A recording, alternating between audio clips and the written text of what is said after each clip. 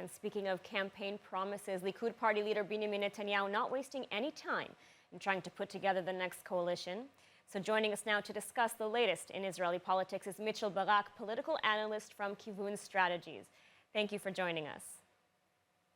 Thank you for having me. So Netanyahu holding meetings with all the right-wing political parties, finally releasing a photo with Itamar Ben Gvir. What is the significance of this photo of the two of them? Well, he's playing to his base here, but he's kind of painted himself into a corner.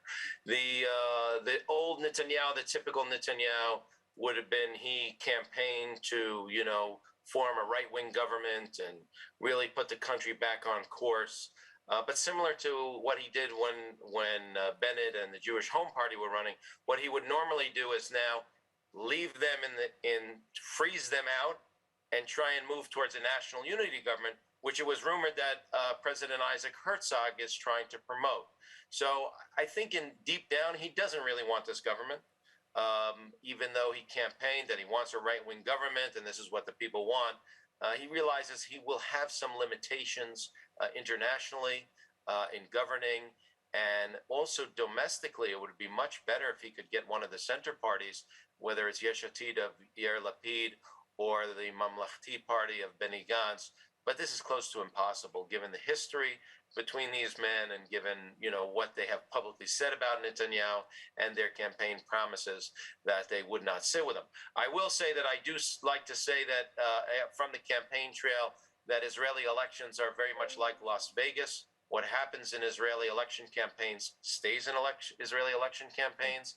And, what people say is not really relevant to what happens the day after. So the game is wide open. It is possible that there will be some breakthrough.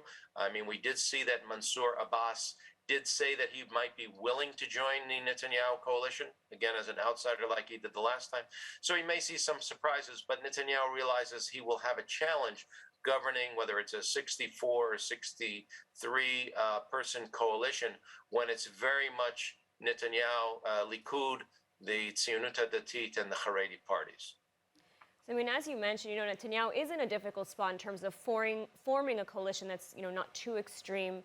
He's already tried to calm the waters, and now we've seen Itamar Ben Gvir penning an op-ed in the Israeli daily Israel Hayom, trying to offer an olive branch, so to speak, to those on the left, saying that his views are no longer so extreme as they once were. Is this really the case, or is this just sort of, a political spin?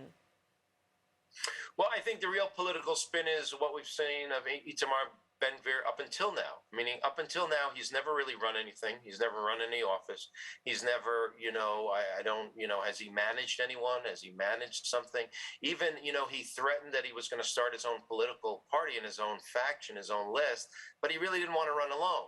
So what he's been really good at is getting in television studios, making some outlandish statements, getting attention for himself. Well, now he's going to be in government, or we think he's going to be in government. He's going to be a minister. He's got to do something. He's got to accomplish something in a ministry.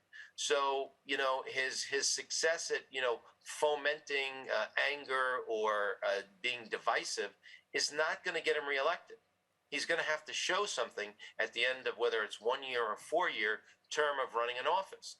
And even though he says he wants the public security ministry, he has little to no experience there, and the possibility of failure in that ministry, meaning that there won't be calm in the streets, that there'll be continued terrorism and crime, will not be good for him in re-election. Similarly, I like to remind everyone that Avigdor Lieberman in one of the elections campaigned on, as soon as he is appointed defense minister, the Hamas will be finished in 48 hours.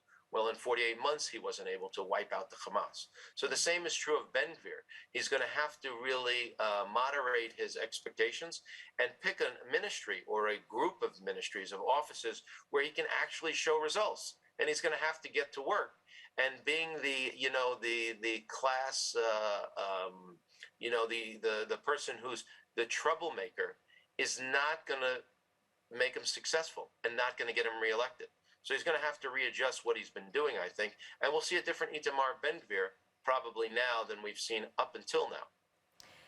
All right, Mitchell Barak, thank you so much for taking the time to speak with us today, and we'll continue to keep an eye on the coalition talks as they progress. Thank you so much. Hi everyone, it's Emmanuel Kadosh. I wanted to invite you all to subscribe to ILTV Plus, where you can find our daily news and updates about Israel. And not only that, but live feeds, entertainment, our kosher food show, and so much more. Needless to say, your subscription to ILTV Plus helps us grow and create more content while also supporting the state of Israel. Our app is available on all platforms and devices, so I'll see you guys there.